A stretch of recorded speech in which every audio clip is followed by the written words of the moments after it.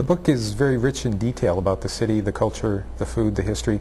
Did you have to do any research to recreate those details, or was it all just part of your memory? Well, I certainly began with my memories. And I would write, my first draft would be something just as I remembered it. And then I would go back and I would see that there were gaps. And there were things that I wanted to check to make sure I had the right dates, the right thing that was going on in society at the time, and so on. So I did do some research on the internet.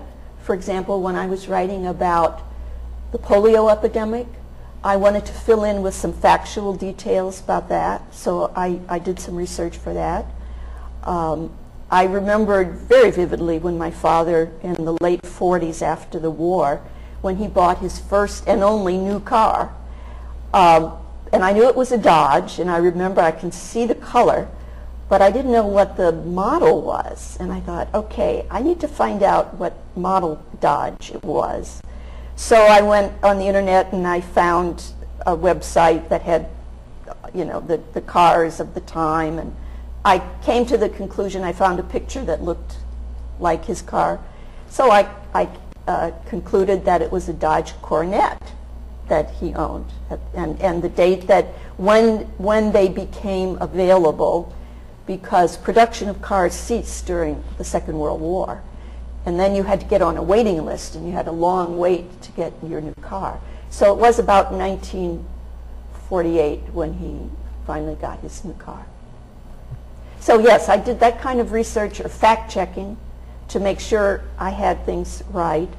I also talked with my sisters a little bit, my two younger sisters, and one cousin that I was very close to as I was growing up, to get some other background and facts about the family, things that I may have forgotten that they would remember.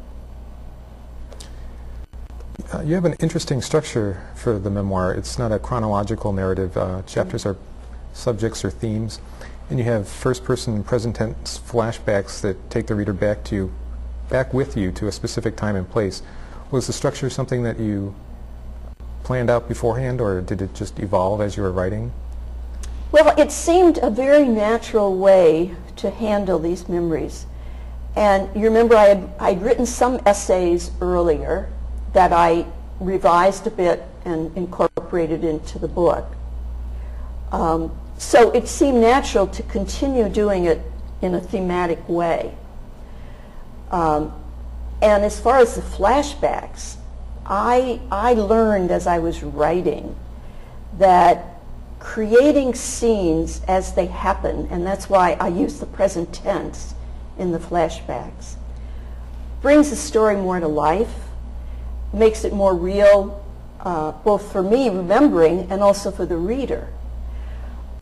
And so we call these then scenes, in the present tense.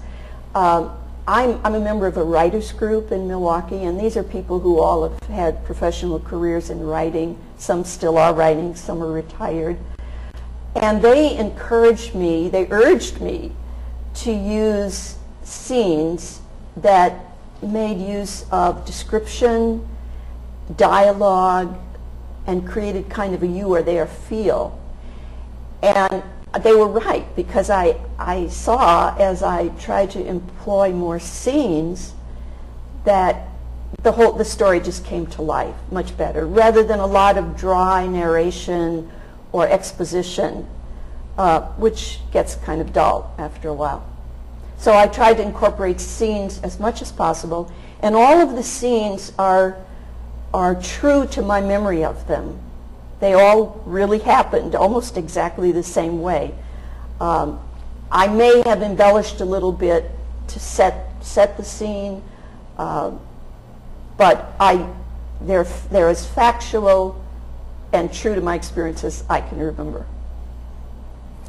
The central relationship of the book is the one you had with your mother. Mm-hmm. Your relationship was often strained and tumultuous, and the book is an attempt to understand and forgive her. Was writing a healing process for you? It definitely was a cathartic process and a healing process. My less than perfect relationship with my mother is something that has always troubled me.